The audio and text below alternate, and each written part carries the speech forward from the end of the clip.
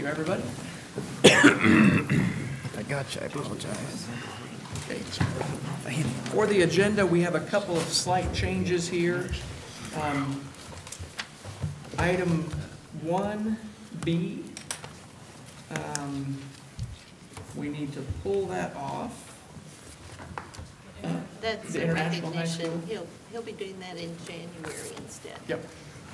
We will bring that back in January. And then we need to add on G6, the Joplin Early Childhood projector shows on here, but it wasn't on the original posting of the meeting. So I'd make a motion that we make those two changes. Are there any other changes that should be included? Second. Okay. So I made the motion. Jennifer, second. Please vote. Yes. Yes. Yes. Yes. Yes. Okay, that motion passes. First up, President's Report, celebrations. And we've got a lot of them this time around.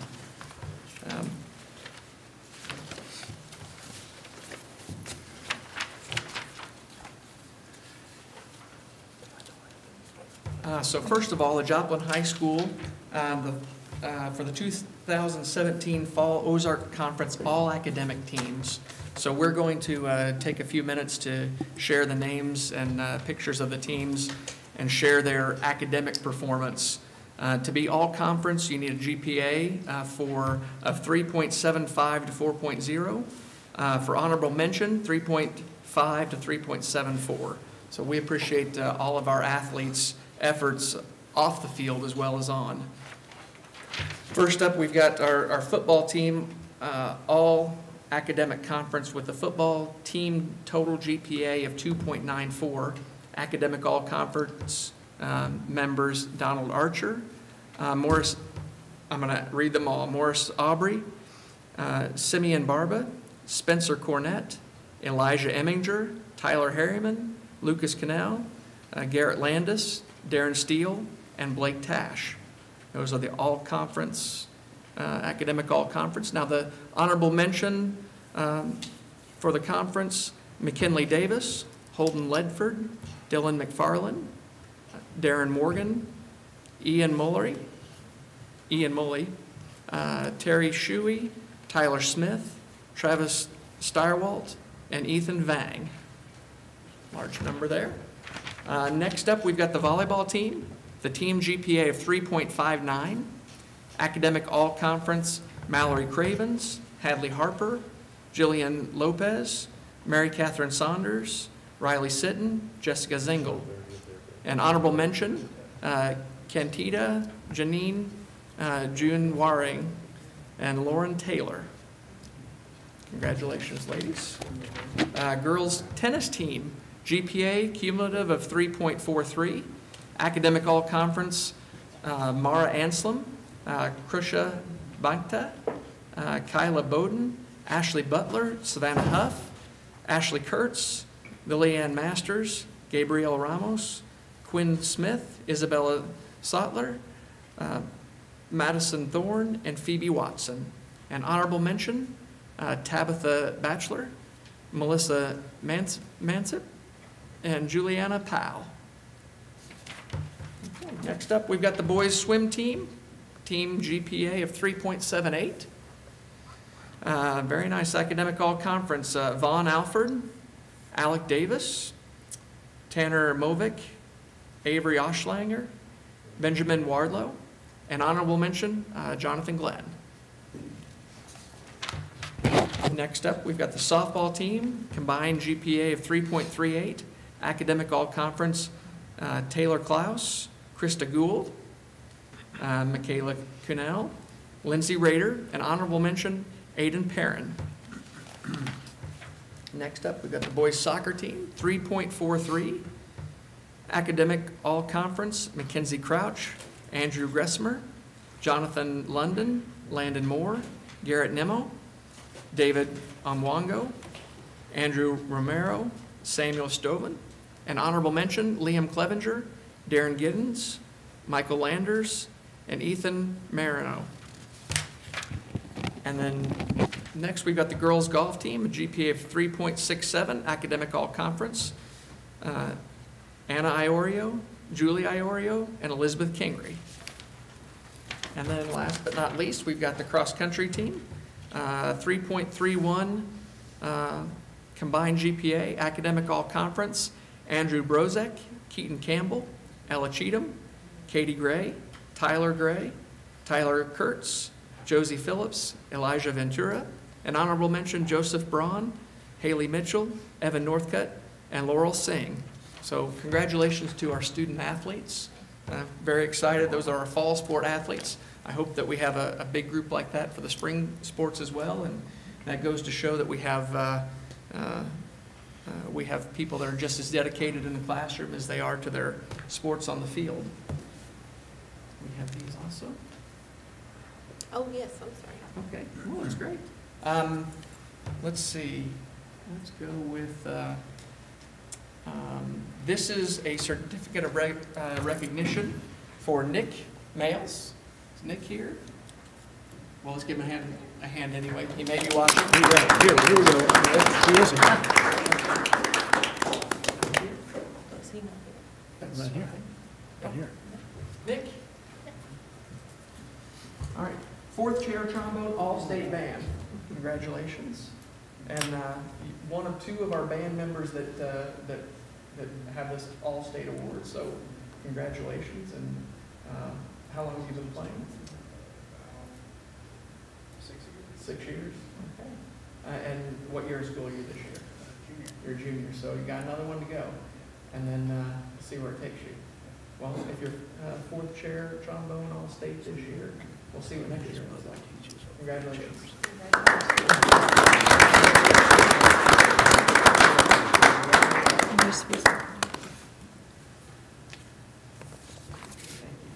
All right, got one more.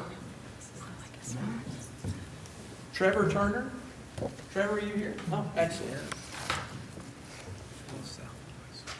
All right, this is a certificate of recognition presented by the Joplin Schools Board of Education. Trevor Turner, 2017 Colts Drum and Bugle Corps. Congratulations.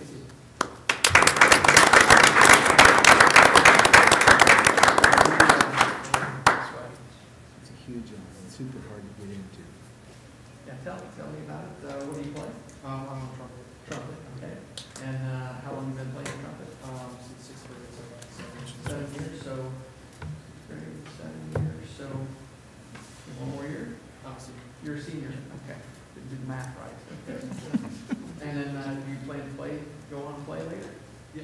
All right, well, hey, congratulations, and thank you for your time. Thank you.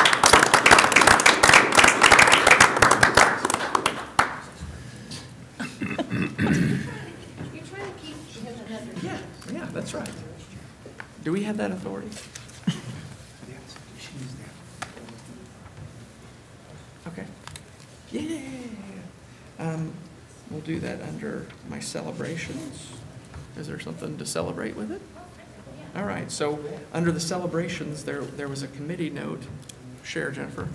So the Health Advisory Committee has been meeting the last couple of weeks, looking at the health care program that we provide, health benefits that we provide for our employees. And I just want to, Ashley, and she's done a great job, and Becky have done a great job bringing us presentations. We're looking at everything from, do we want to stay self-funded, fully funded? I mean, they're giving us all the options, and I just wanted to let you guys know, I've been taking part of that committee, and they're really genuinely looking at what's best for our employees, and we have employees from all different areas on the committee, so each area represented, and Susan's done a great job, and so I just wanted to let you guys, we've been meeting, and we're working on that because that proposal will be brought to the board in the spring to look at our carrier and providers and stuff, and so they're just working very hard on doing what's best for our employees, and I'm just really glad to see it because it's a genuinely well-working, hard-working committee, and so I just wanted to let Very you guys good. know that that's been meeting and going on. So. All right, well, thank you. Thank you. Okay, that's, I think, all the celebration. I don't have any more documents, so we'll come up to the superintendent's data report. Okay, and the first one up is middle school athletics presentation, and Matt Hyatt, take it away, or should I say the night before Christmas Yeah, narrator. I told Jake, to get ready to take over because I might be on Broadway after my stage performance, my stage debut last night with the band. So it was a lot of fun, so I appreciate it. It was really cute and humorous, the songs the band would play interspersed, and Yeah. I enjoyed it. And my girls think I'm pretty cool for getting to go on the stage last night and read the That'll fade, right? So, Enjoy it while you can. Anyway, if you guys remember from last May, when you all approved the proposal for us to combine middle school girls and boys basketball, we promised you that we would survey that and monitor that program and give you an update on how it went and how we felt it went based on the data that we collected. So we're here to do that tonight. We're also here to inform you of some more things going on within the COC conference, which we will be a member of in 2018, and also to get a proposal to combine the rest of our sports, with the exception of track, at the middle school level on your radar. So without further ado, I'm going to turn it over to Jake Williams. I'm not for sure if you've all met him or not, but Jake is the new middle school athletic director. He's doing a great job. He was the one who constructed the surveys and collected that data, so I'm going to turn it over to him and let him run you through it. I'm Jake Williams, and this is my first time, so bear with me a little bit, but I appreciate the introduction from Matt. I've had tons of help on all this and tons of guidance from those that are above me. So I'll kind of get started here. Just overall, my thoughts on how the season went. I think for the first time, starting with the girls, I think things went maybe even better than what I had envisioned in my head. We went in with a plan that Matt constructed, and then we kind of put some details to it and did the best that we could, and that's an tribute to the many people that have helped with transportation and coaches and Matt, and again, I had a lot of guidance and everything. Middle school administrators have been a huge help as well. But we'll jump in here. So just looking at participation numbers, 50 girls in 7th grade tried out, and we ended up keeping 31. And we wanted to make a note that last year JYBA, they gave us our numbers, and they only had 15 6th grade girls that participated in JYBA. And I thought it was a great nod to our coaches, our middle school staffs, that we ended up getting 50 girls to try out when only 16 participated in what we consider to be our pipeline, which would be our JYBA program. On the 8th grade girls side, we had less tryout, 38, but we ended up keeping 30 for that program. We sent out surveys and hand-delivered surveys and sent out emails. We surveyed girls that made the basketball team, girls that didn't make the basketball team, and parents of girls that made the basketball team. And what we were asking for our student athletes was basketball background. The girls that we kept, we wanted to know how their experience was, what they felt went well, and just how it went for them. And the girls that we didn't keep, again, we asked basketball background, and then kind of took a look at their alternate activities, and do they participate in things since they didn't make the basketball team. And then parents, we were curious about their experience, what they thought went well, what they didn't think went well. Looking at responses here, these are girls who made the team. And so these questions on this survey that we put out had to do with basketball background. Asking about the intramural program, just under 50% said that they did participate in the intramural basketball program. And as you can see, the other half, some of them weren't at Joplin schools. If you're looking at JYBA, just under 50% participated in JYBA. And then the YMCA question, that accounts for about another 25% of the girls that made the basketball team. So what I'm looking at here is 75% of the girls that made the basketball team either were part of the JYBA program to some extent or the YMCA program to some extent.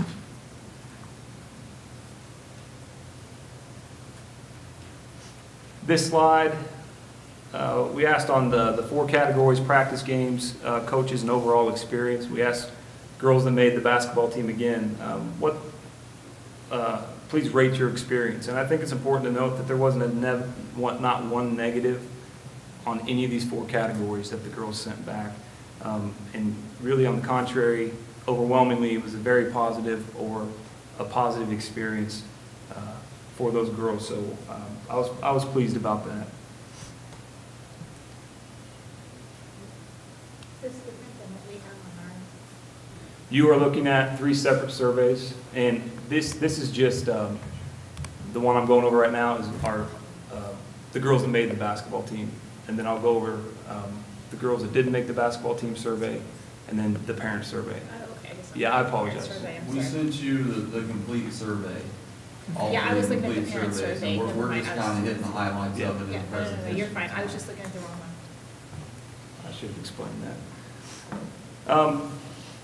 We thought this was real important to note because part of the proposal that Matt and Coach Starkweather put together last year had to do with retention rates because we felt that our girls were struggling or across the board with retention rates due to lack of success, due to lack of competitiveness. And based on the experience, over 90% of the girls said they plan to try out for their freshman basketball team or their 8th grade basketball team. And I also wanted to note that the 4 or 5 that responded, because we asked, why do you not plan? None of it had to do with a negative experience. It was, I plan to focus on different activities, a different sport. Basketball just isn't for me. So I think that was important to note.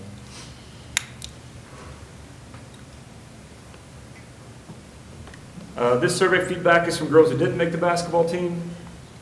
And again, this is about their background. And for some reason, the question about the why got left off, but that is in the surveys that we sent. But I wrote down the percentages on that. So this is girls, again, that did not make the basketball team. Did you participate in the intramural program when you were in 6th grade? And around 60% said they did not participate. And then looking at the question about JYBA, none of our girls that didn't make the basketball team participated in JYBA. And that was a little bit surprising to us that we didn't have at least one. And then for the YMCA, 15% of those girls said they did participate. So you can see a pretty drastic drop off for girls that made the basketball team versus girls that didn't make the basketball team in terms of previous basketball experience.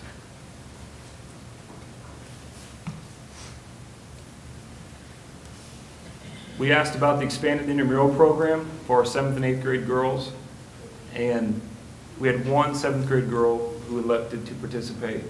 The rest of them were 6th grade girls that were participating in intramurals, and we did not have any 8th graders. I believe maybe 1 or 2 showed up for a few days, but that was it. They elected to do alternative things or just decided they were done with basketball. So we wanted to follow up that question with, what else are you doing? And 38% of girls that didn't make that basketball team do not do anything after school, but around a little over 60% of those girls have other things that they have going on, band, school play, and school-sponsored activities. These are parent survey responses. I asked this question because I wanted to make sure that I was doing a good job of getting information out to these parents. We hosted a parent meeting at Joplin High School in the auditorium, which had a fair turnout, not as much as I would have hoped. We did dialers, we did Facebook. The website was updated often, making sure we had up-to-date information on everything that we could get out to parents' eyes. And so I was pleased that 75% felt adequately informed about what was going on in terms of the upcoming consolidation. And again, we asked 4 categories: practice, games, coaches, transportation, to please rate your overall experience. And while there was some negativity or somewhat negative on some of these responses, the very positive outweighs most of these categories in terms of, yes, they may have had some issues with games or practices, but the majority of parents, to me, look like they had a pretty good experience. In the overall experience of combining middle schools, which is what I was really focused about, if you look at the big picture, that graph shows you that people were very satisfied or satisfied. And again, you have a few that weren't satisfied or just somewhat satisfied, but the majority responses point towards the fact that things went fairly well.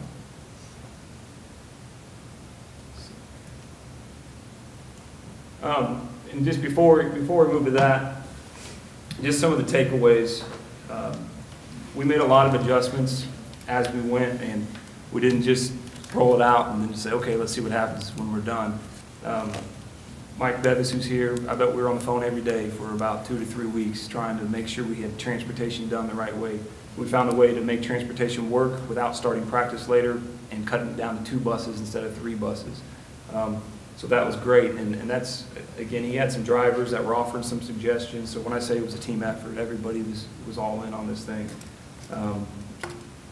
Tryouts, we made adjustments through between the girls' tryouts and the boys' tryouts, and some of that was parent feedback. I had a few calls that they weren't tearing us down, they just had some suggestions, and I think we came out with a better tryout process to make sure we're identifying kids.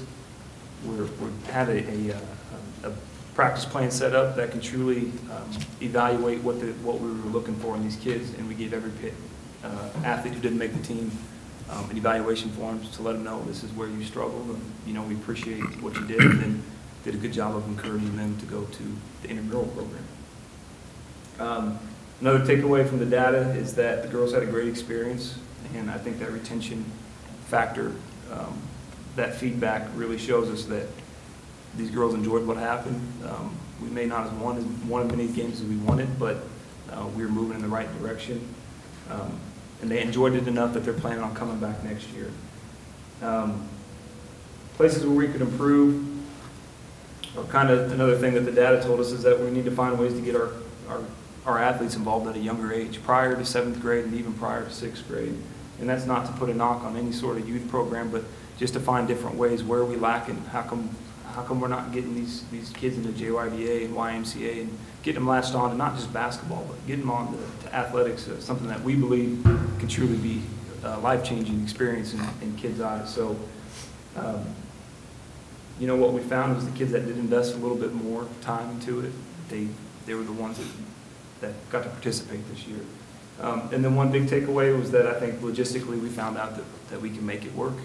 It took a while, and I believe that by the end of the boys' basketball season, we're going to have a whole another look on it and more ways that we can tweak things and make things go better. So that's kind of the survey feedback. The next part we're going to talk about is what's going on with the COC and kind of some of the issues we maybe run into. Can I ask you a question real Yes. quick? It seems to me as though the intramural portion of the program, maybe you will consider terminating that next year if you don't have participants. Is that it? I mean, I had hoped, I think that we had all had hope that the kids who didn't make the team would take that opportunity to improve their play. And it sounds like most of them just weren't interested if they didn't make the team. Is that a fair statement? Yeah, if you look at the actual survey, the responses, we followed that, did you go, yes or no, and followed that up with the why didn't you go. We got a lot of the same responses that we got, with the other girls that, we're going to focus on something else. Some of them said that they forgot about it. They didn't know it was an option. And so one of the things we need to do is, I think we communicated it pretty well. I mean, we had intramural coaches there the night they made cuts and tried to just hand those girls off to those coaches. Mm-hmm. But I think we need to focus on making sure we communicate it. But the other thing is that I hope we keep running that intramural program for 6th grade. We had, Jake, 24, 25 6th graders that took advantage of that intramural girls program. And so if we're going to run that for 6th graders, I think we leave it open for 7th and 8th graders that want to have that opportunity. Again, the survey, I think, showed us that, our girls don't have a lot invested in basketball before they get to us. And so hopefully there are some girls that say, hey, this was pretty fun, I didn't make the team, but I'm going to stick with it. I hope there are. But I think that's what we're seeing is there's a lack of investment before they get to us, and then when they don't make the team, they're going to go on and do something else.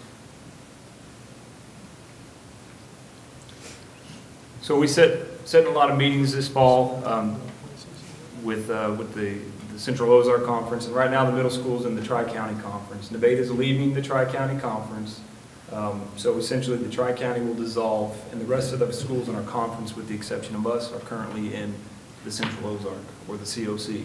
So next year, that's what our middle school is going to just fall into the COC conference. Speaking of volleyball, it's a 10-game season. the COC has created a 10-team junior high conference schedule. Okay, so that would leave one spot on all 9 teams' schedules for us. As it stands, if we still have 3 teams, that leaves each school with 3 conference games, and that leaves us with 21 games to fill on our schedule.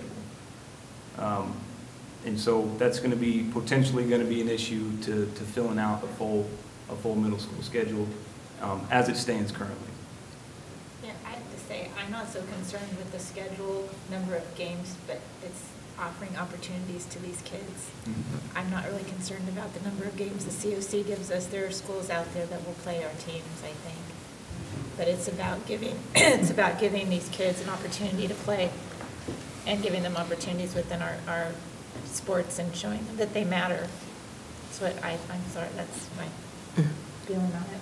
I mean, have you checked with other independent, are these independent, it looks like you've got 21 matches that you would have to set up. If you remember back to the first time we talked about this, you know, right now, our middle school schedules with our 3 schools, we'll play our league schools, our conference schools, and the Tri-County Conference. And then we fill in with, you know, Seneca, Cassville, East Newton, those schools are Big 8 schools. And if you remember back, the Big 8 has expanded to 14 teams. So while they haven't mandated their middle schools or junior highs to fill each other's conference schedule, but they have made an agreement as a conference that if somebody's looking for a game and you're looking for a game as a conference member, that they're going to play each other as part of the new Big 8 conference. So the answer to that question is yes, they might, but I don't think there's any way that we could fill up to the mission allowable number of games we could play on our schedule if we had to find 21 games. You know, that's going to be hard. And we have expanded our area a little bit recently. You know, we're doing some stuff in Pittsburgh now and Galena. So there would be options out there. There would be games we could find. I don't want you to think that it wouldn't be like that, but it would be hard to find. For volleyball, you can play up to 10 games. It would be hard to find up to 10 games. But for each 2 school. teams could play each other. Correct. North and south could play each other, and that would count as one of the. That would take care of some of them, Yeah. yes. You know, the other side of that is then we have to decide who is going to play what COC conference school and what that schedule looks like for each team as well. That's just part of it. Yep. Come on a second. I think we just need to offer as many opportunities to these kids as we can. I mean, So, there's also an opportunity to have those 10 games, or those 9 games played by one team. And the other 2 teams could be Yeah. the JV and the B team. Yeah, that's not something I'm really comfortable with. You know, I wouldn't want to take one of our schools and say, you're going to be the A team, you're going to play nothing with B Can you bring them together, all at one school, and play that way? Sure, that's what we're talking about is. Yeah, but you would bring them all together, but have 3 teams. Correct. Just like we're doing now. Just like you're doing with basketball. And It's we'll the talk same more thing. about that. That's coming later in Okay. the presentation.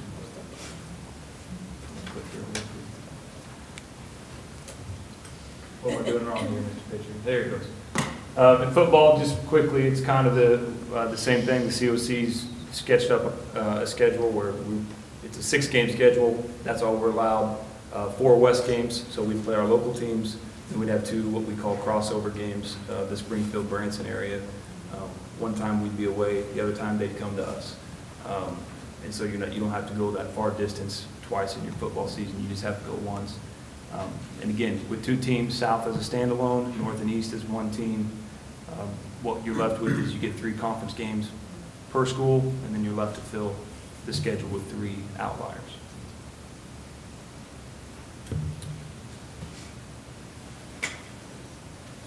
So what we're proposing is combining the following sports in the fall of 2018, and that's in the same fashion that we've done with our boys and girls middle school basketball programs, and that's cheer, cross-country, football, volleyball, and wrestling. I thought you were not talking about combining football or wrestling.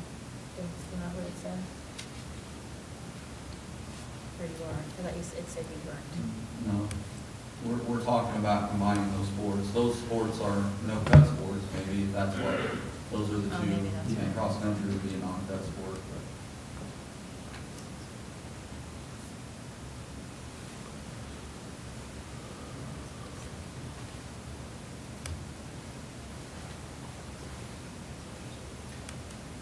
A lot of these, why we're proposing is going to be similar to what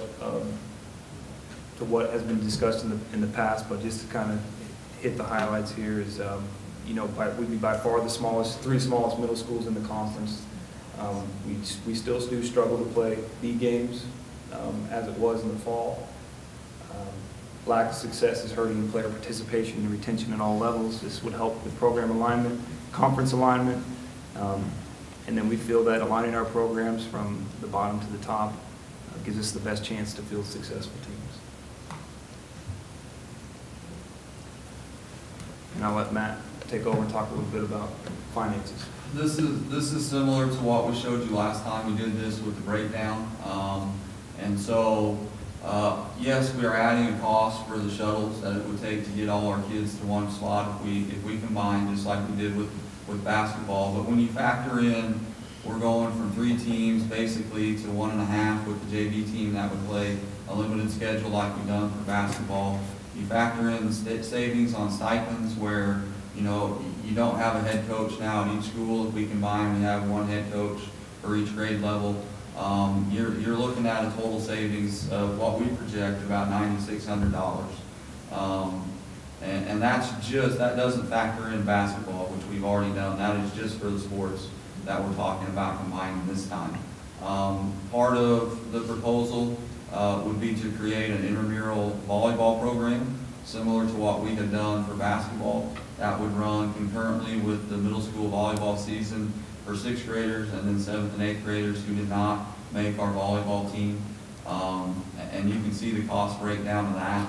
So we're projecting with intramurals, we're still saving $5,000 for the district. Not a huge sum with these sports, obviously, but it is certainly not costing us any more money than what we're doing right now. So if you want to go ahead, Jay. This slide will look familiar to you as well. It's the same from the last time we talked about it. The first row is the sports and what's the minimum number of athletes we would keep right now with the 3 middle schools or 2 teams for football, which is a non-cut sport, so it really doesn't factor in.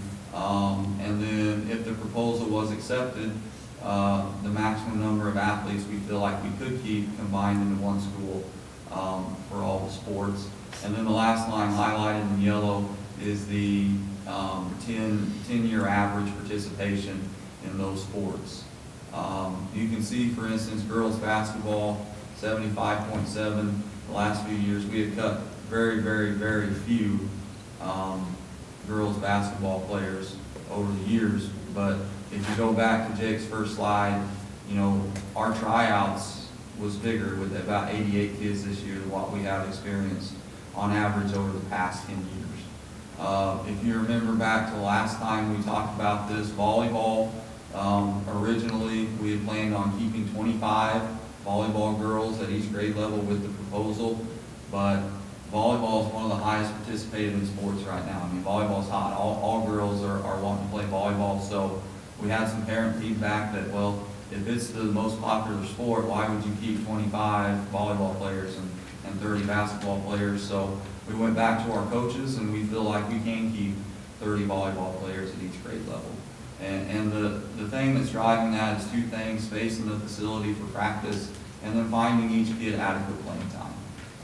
As you know, volleyball with their substitution rules and that type of thing, it's harder to get kids more playing time than it is for basketball, because you just can't sub 5 in, 5 out like you can in basketball and volleyball.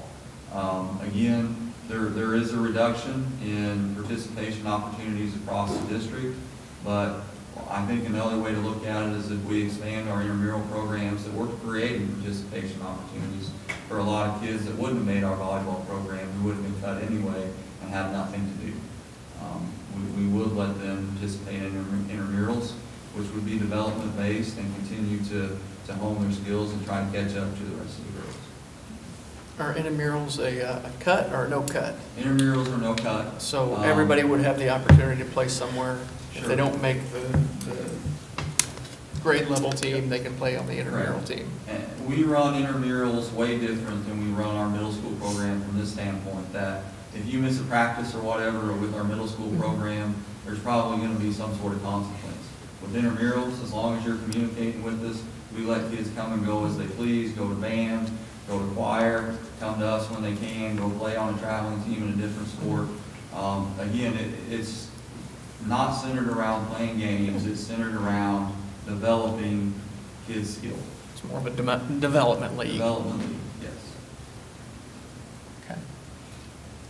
So again, we're not asking for a decision tonight, just wanted to share some information with you, put this on your radar. I think Dr. Saketa mentioned it, that if we're gonna do this, we do need a decision pretty quick, because number one, that will let the conference know for sure what we're gonna do, and number two, then it would be our job to start filling those schedules, whichever way we go, and start finding those games for. One more question for you. Yes, sir. Going back to the girls' basketball, of the girls that made it, 75% played in a development league before trying out. Approximately, Some between point. JYBA and Right. YMCA, approximately 75%.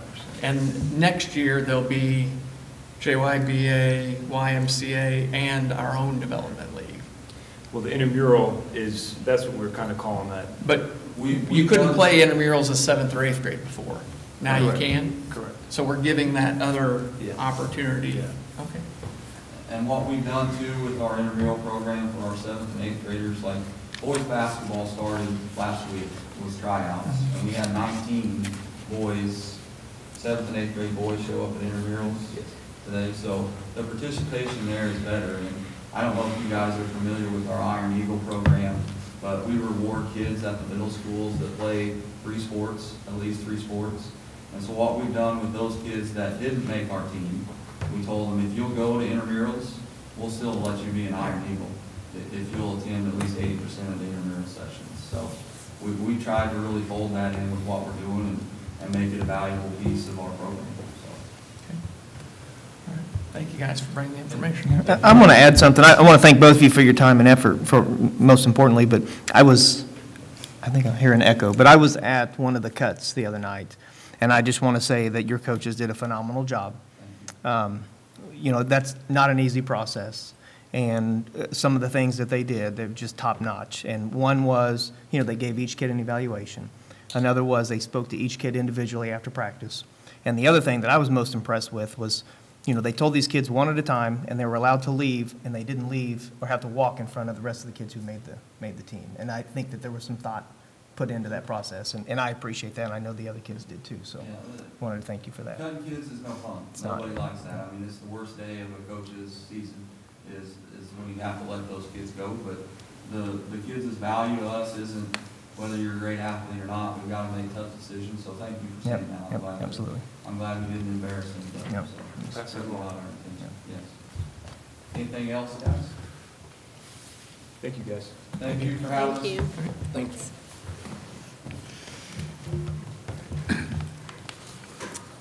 Okay, we've got health dental. I think you all were provided the information as far as health and dental, and the continuing trend of building balances in the health fund looks good. It looks like over the last year, they've gained about $250,000 a month. So we're about $3 million up from a year ago, and that was the intent. Of course, the usage weighs very, very heavily into that. And the usage, for instance, this last month was down about 18,000 compared to a year ago, so things are pretty normal. And then Susan updated in the past, we were showing some pending unpaid liabilities. When you finish the year, there's always the trail out effect. And a year ago, it was $1,050,000. And when she got it this year, it had dropped down to $558,000. So that gives you an indication of what is happening, that maybe the major claims, well, no doubt about it, the major claims this year, the lessening of those has enabled the fund balance to go up. So that's very good. The dental, right now, everybody must be brushing their teeth very well because the balance continues to grow up. But from 44 months down to 60, or up to 61 months of reserve there. So that's a good report, in my opinion. And then if you want to look at the financial report, again, we continue to direct you to that single-page document that we've been providing for you this year, and it really looks like things are working right along this year. Very much in line with where we were a year ago. The revenue may change a little bit. For instance, the state revenue again goes up, but that's because of the state funding piece. But overall, things appear to be flowing in a very normal fashion. I was questioned about a month ago by Mr. DeMont about when do those county monies, when do we start gaining? And I said, well, we'll start seeing that. We'll really see it in January and February reports. But what did I tell you this last month, or since November 1st, we've gotten over $3 million in the initial payment from Jasper County, 1.5 from Newton County, and we expect another check that we're going to pick up next week, and then it will trail out January and February, and our local revenue should be there. So there aren't any surprises. Susan does have the information on the refinancing agreement, so you will probably see another notation on there in future reports so that we don't skew it. That's why you have this one on showing that $48 million payment we did with the the settling up, but we're going to dump another $26 million in there, so we don't want to skew the revenue, so there'll be another notation going forward next year, or at the next board meeting. Yeah, one of the things I noticed was the other category of income is doing exceptionally well. And the reason is because we received a good faith deposit on the refunding bonds. Okay. Yes. Okay. And so that will go away next month. That'll be moved to where it should be placed. Okay, I noticed it, and yes. I'm like, whatever we're doing in other, keep that up. Yeah, good observation. Well, we've done all we can on the refinancing right Yep. now. And interestingly, depending on what happens with the tax bill, it's kind of interesting that, as you remember, it was mentioned at the presentation last month that the opportunity to refinance bonds, if the law as it now is in Washington, and again, we don't know what it will be, comes out, that opportunity goes away. So it's sort of like if you have your house financed, and probably everyone in this room has gone through the refinancing to get the benefit of a declining interest rate, public entities will not be able to do that. And it, to me, is contrary to the idea of helping the local taxpayer, because you no longer have the opportunity to save that. Any questions? Thank you for the preparation. And the next item that you have is your enrollment report, and we had discussed including that in your packet. So you have that there, and the good news is per pupil count, we are up 16 students over this time last year. We are looking closely at average daily attendance, which while we are up 16 students enrolled, we are down about 0.5% in ADA. And we have an attendance committee that has met once. We all walked away with to-dos. We're meeting again January 10th, and representatives from Judge Crane's office as well as juvenile office plan to join us. And in the meantime, we're looking at maybe some ways to make attendance pursuits less punitive and more incentivizing, and try to think outside the box of things that we can do to enhance our attendance, because we know how important that is. And Steve presented us today with a new concept in a letter home that would provide data and comparative data on average student attendance versus maybe individual students. So we're working hard on it. It's also good to look at class sizes in different locations and know that we're keeping an eye closely on that. I noticed there weren't any 30s. No 30s, which- but still some that are kind of high. And we're watching that in conjunction with how much space is on each campus and what makes sense going forward. So that's your enrollment report. Thank you.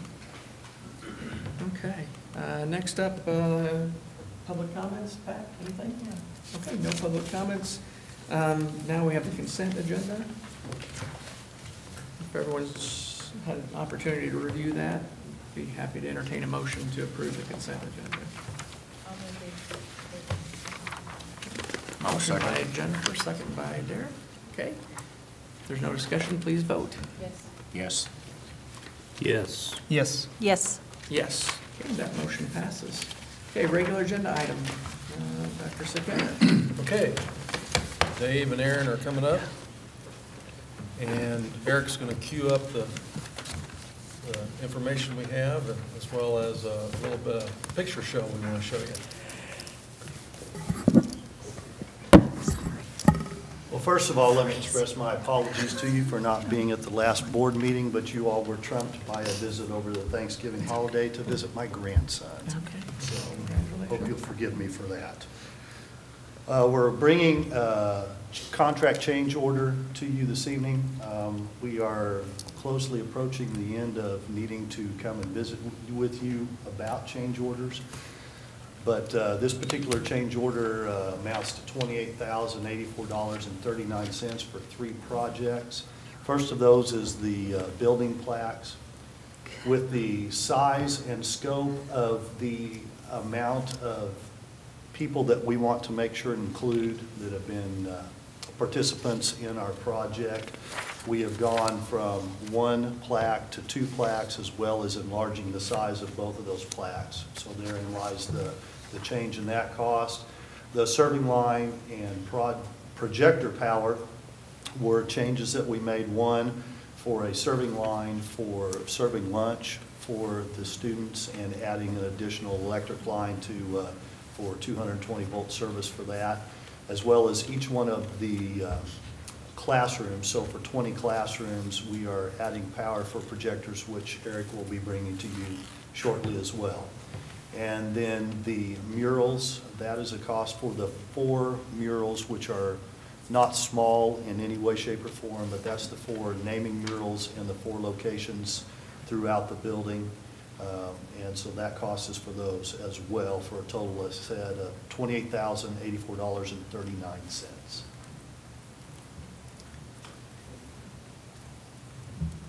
Normal question, yeah. Yeah, I was just going to ask. Normal questions, anticipate. Where are we with the reserve? With the reserves. Don't know if they have that up there. Currently, as of November 21st, it was $116,206.28. Okay. And with these changes tonight, that would take us to $88,121.89 as we approach the end of our project. And as long as I don't get a punch in the gut from the gentleman next to me, we anticipate at the next board meeting bringing a couple of credits as well to the project. Okay.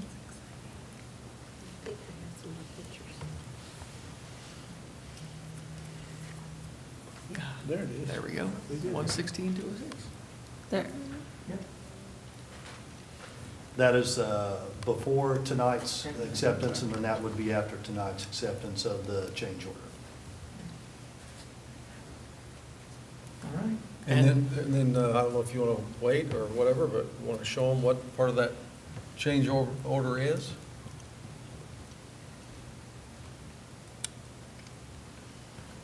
Go ahead, Dave.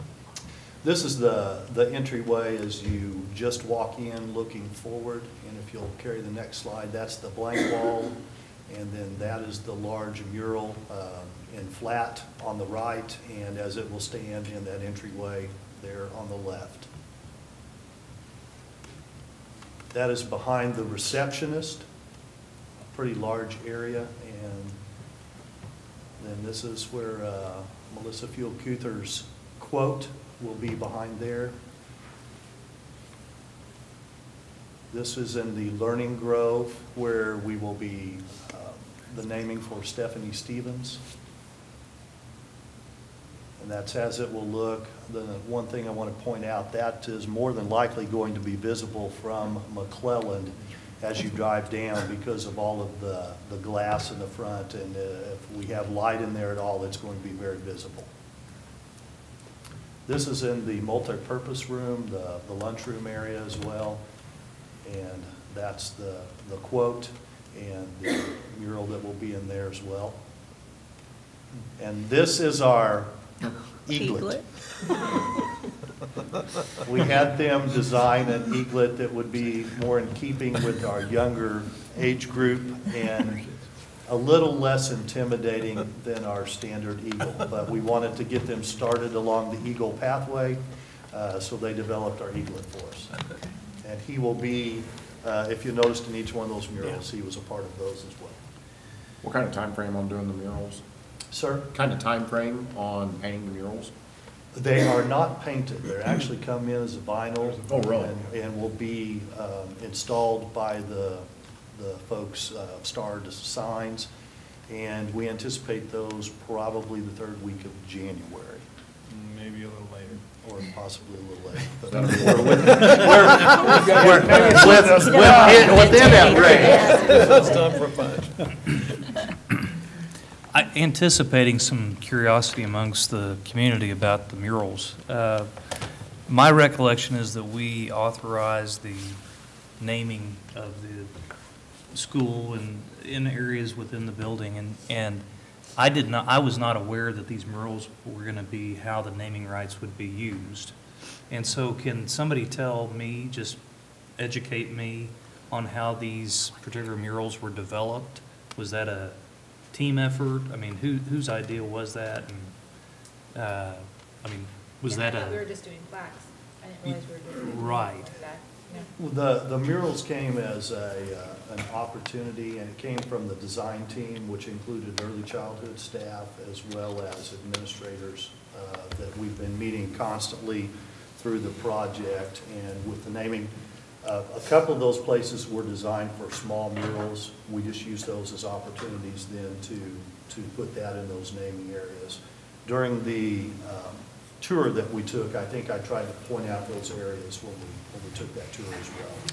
I missed the tour, so. Oh, my apologies. Then. No, that's why I have the question, I think. Sure, no problem. And do we know who the artist is that's responsible for the murals, or is that just is it a vinyl? It's Hollis and Miller. Hollis and Miller, the architect, is responsible. They came up with the eaglet and the designs of that, and then Star Signs will be printing those. There'll be a one-piece with an installation on the wall. The walls have been prepared especially to receive those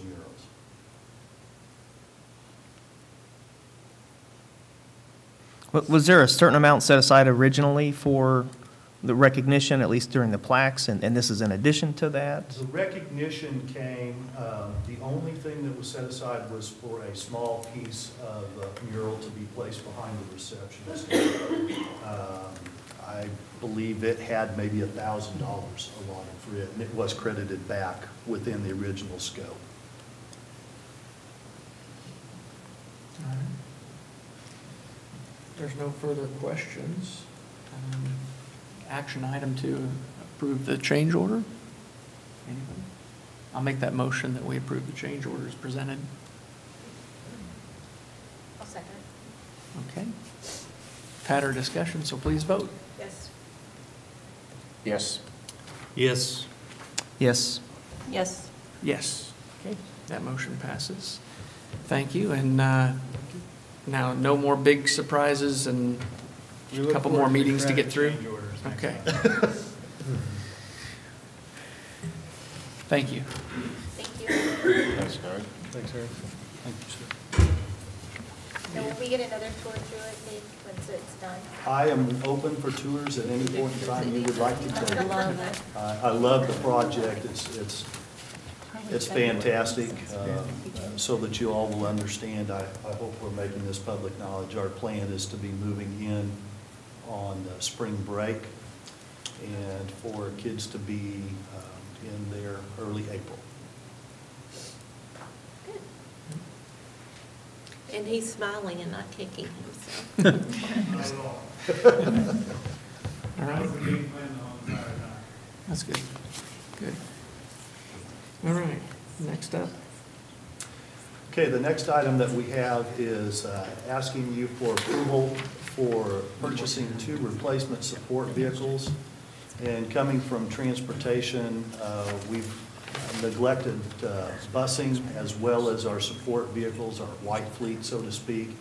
We need to begin the process of replacing some of those antiquated vehicles, and by Antiquated antiques are considered in Missouri to be 25 years old or older vehicle, and we're approaching that with some of our vehicles. You wouldn't have to license it So anymore. we are asking for approval. Most of our vehicles that you are looking for, if we're buying used vehicles, which is what we're looking at, are sold for the most part on auction sites. And so we're asking you for pre-approval of purchasing 2 vehicles not to exceed $16,000 apiece for a total of $32,000, which was the amount that we had set aside in our capital outlay for this year. And we're asking for that. We've done some comparisons, and we believe we can get something in that 2006 to 2010 unit. We found prices between $12,000 and $18,000. Believe we can find a reasonable vehicle for the 16. So this was budgeted? It's budgeted within the capital outlay for this year, yes. Be approved, yes. So your lead mechanic, I don't know, my lead mechanics cost a lot. Does he have experience buying vehicles? Eric, yes, yeah. Eric has been an integral part of buying Okay. any of the vehicles that we have purchased, as well as our buses. I'm going to move that we approve Joplin School's lead mechanic to procure 2 Chevy 3500 minibus vehicles not to exceed $16,000 each for a total to not to exceed of $32,000. I'll second that. Okay. Motion by Sherrick, second, I'm going to say by Brent. Discussion? Please vote. Yes. Yes. Yes. Yes. Yes. Yes. Okay, that motion passes. Go get some buses. Thank you. Good job. Accounts payable. Again, you received all the information of the bill and all the bill list. It's half as much as in the past because this board meeting has moved up a little bit, so there's only one column on there. But again, if you look through the bills, those are basically the ongoing day-to-day business that you have to operate. So I would recommend that you approve the payment of the bills as provided, and we'd be glad to answer any questions if you have them.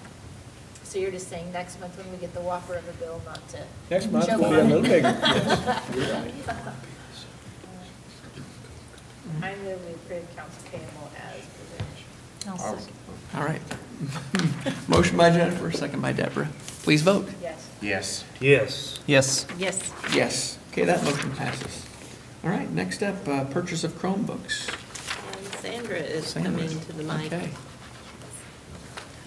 This is like last semester, last month, when McKinley used title funds to pay for Chromebooks. I Right. think some of the other buildings said, oh, we can do that too. So we have 3 other schools that are using their title funds to purchase Chromebooks and the cards and the management licenses. I had a question last month, I wasn't here, so Laura was gonna ask me, but I didn't ever hear the answer. How are we training, and maybe this is more for Steve, how are we preparing our teachers to work with these? Because these are very different than the computers that they currently work with. Because I know, because I got a Chromebook thinking it did one thing and it did not do that at all. So how are we preparing our teachers? Because when we went to the one-to-one, our teachers were not prepared for that. And Eric may have, Like, teaching it that well, way. the difference between like a MacBook Air and a Chromebook, they won't operate exactly all the same software just by virtue of the fact that you can't download files to a Chromebook. Right. You can put a flash drive in it and download it. So I think the learning curve won't be there in terms of the software that they use, and they'll access that information, from the web and can interact on the computer that way. I don't think in terms of they don't operate differently. It's just a matter of storage is differently. So sort of I'm not really sure what the term is, the logistics of it, if you will. In other words, data storage and just the manipulation of it is slightly different. The software packages are typically the same. They're somewhat different. Like the Office program doesn't work on it, but Google Docs does. And Google Docs emulates Word and Excel and those kinds of PowerPoint and those kinds of programs. Just because I know we've tried really hard to not pile new things Absolutely. on top of our teachers. Yeah. And so That's what I'm wondering. And Is the this- bulk of- Are we training them? Are we giving them the tools they need so that they don't feel overwhelmed by this type of a change? Right, Is yes. what I'm- And the bulk of the use of the Chromebooks will be by students and not so much the But the teachers. teachers have to teach the kids how to use them, I guess, is what, I mean, True. ultimately, the teacher's teaching, it's a teaching tool, really is what it is, right? Yes. So. Eric, do you know of any training that's happening with the schools that are ordering these? I can ask our Title I coordinator that question. I just want to make sure that we're not just throwing these in there and saying, okay, now we use these. Right. And even though it may do the same thing, it's still, they need to learn how to use them. We need to not just throw a new piece of equipment or something in. Just, I mean, I agree with the price. I mean, they're much. They're $300 a copy. Yeah, I so- don't have a problem with the money that you're asking for. I'm just saying, are we, Have they requested these? I mean, it seems to me as if they've requested them. They have, and They they have the money in their Title I budget that's designated just for their school. And that's the beautiful thing, is the teacher voice is being heard in this request. And we found through our NWEA testing that the Chromebooks perform very well and actually a bit smoother than other things we've tried with NWEA. So I think it's working toward more of a standardization. And so it's a good way to start with those that are asking for it. Yeah, I think if I do the rough math right, with that money, they can either buy 150 Chromebooks or 22 MacBooks. Yeah, exactly. Yeah, yeah, I so- don't so- know. I mean, that's yeah. definitely a more conservative way to go, for sure. I just want to make sure that we're Yeah. giving them the tools they need to know how to use it. Yeah. That it's Do not what it needs to be overwhelming. done. Absolutely. Yeah, that it's Yeah, not overwhelming to absolutely. the people who are. And I noticed also in the documentation, it said like the NWEA assessment and the map testing, they won't take on the Chromebooks. They'll take on the regular, because it said, And then he just said This it would- works better with the end of the. It day. works Ah. better with That's- NWEA. didn't it say Chromebooks, oh, they work better. It'll leave the lab computers free versus. Maybe that's what, Okay, yeah, that's all. Because when testing's going on, it ties up the computer labs. And Okay. this will free up the computer labs. okay. We're asking for the more Stapleton, Kelsey, Norman's one. Yeah, I'd like to make a motion for all three as presented for Stapleton, Kelsey Norman, and Soaring Heights for the purchase of Chromebooks with Title I funds as presented. I'll second. Motion by Sherrick, second by Jennifer. If there's no further discussion, please vote. Yes. Yes. Yes. Yes. Yes. Yes, that motion passes. Thank you. Let us know what you find out of the training opportunities. Next up, declare FTC item surplus. Yes, you have an item before you, and Dave Rucker sends his regrets for not being here tonight, but he had a funeral to attend, so I said, I think we can take care of this. And it is a list that you have on your sheet, and most of these items at one time or another were donated items, and now they're seeking to either sell those or scrap those and get as much out of those as they can. Yeah, it looks like the cars were maybe tornado victims, weren't they? Yeah. So, I'll move that we approve the surplus of Franklin Tech. I will second. All right. Motion by Jennifer, second by Derek. Please vote. Yes. Yes. yes. Yes. Yes. Yes. Okay, that motion passes. Next up, Joplin Early Childhood Projectors. Eric, you want to talk about that? This came in here just at the latest, and this is just to make sure that the new Joplin Early Childhood Center, we have everything that we need to make sure that we have projectors in all the classrooms, and it looks like we have 20 that are listed. Is that right? Yep. And just so you know, or just remind you, you already know this, but, we have to take care of everything inside, as far as instructional stuff, brick and mortars, the whole grant and everything else. But a lot of these other expenses we're going to get into here as we go are going to be on us because we are the occupant. So. And it is coming out of my current budget. I'm not asking for any additional. So you have the money in your budget for this? All right, I'll move that we approve the purchase of projectors for the Childhood Center. I will second that. All right, motion by Jennifer, second by Derek. All right, please vote. Yes. Yes. Yes. Yes. Yes. Yes. Okay, that motion passes. Thank you very much. Okay, now we're down to the plus deltas. What went well? I have one shout out, and Yes, that ma'am. is to Nathaniel Ward and his advanced recording. There class. goes my announcement. Wait, she's setting you up. She's setting you up. Go for it. No, I'm- Okay, well, I would encourage everyone to visit our Joplin Schools Facebook page and visit one of the links to the Eagle Records Christmas, because they produced an amazing Christmas album. It's very impressive. Very impressive. We might be hearing and seeing some people on American Idol or whatever all of The those Voice. shows are. The Voice. The Voice, yes. The Final Four is the new one now. Well, I'll add to that, since we called out everybody there, here's the vocal talent.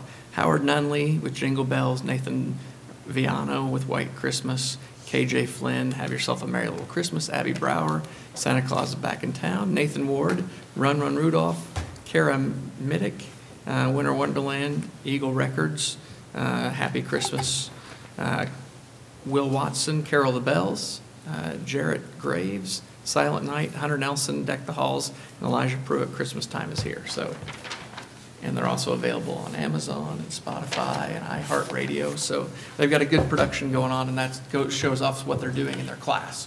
So not only is it something fun for the season, but it's actually, we got some real life classroom contact there. What can we do differently next time?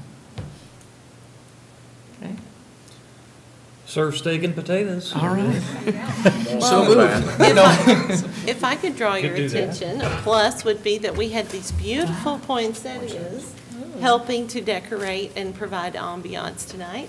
And those came from our Joplin High School FFA. And those are for each of our board members to take one home and wish you a Merry Christmas. Wow. Thank you very much. You're welcome. Thank you. Any other board announcements? Could I mention one Yep. thing, which is a plus, and I'm forgetting now, Carrie, you have to tell me the name of the Joplin High School publication that they do. Spyglass. Spyglass? That, there you go. That is very well done. Not just this one, but I've been very impressed seeing that. So, I do think it's extremely important. People always know where our aches and pains are, but we need to look at the things that we are really doing well. And the more we focus on those things, the more of those things we get. And students and the staff there do an outstanding job with that. Mary Crane does an awesome job. There's no question, our whole school, but the creative arts side has got a lot going on, from B Hall to A Hall, with everything's going on with Christmas plays, programs, with the studio and journalism department, TV productions, band. They're doing some good stuff. That's good. All right. I'd be happy to entertain a motion to adjourn. I move to adjourn. All right, motion and. Second. Oh, and second by Derek. He's in by the bell. Please vote. Yes. Yes. Yes. Yes. Yes. Yes, that motion passes. We're adjourned. Thank you. See you next year. So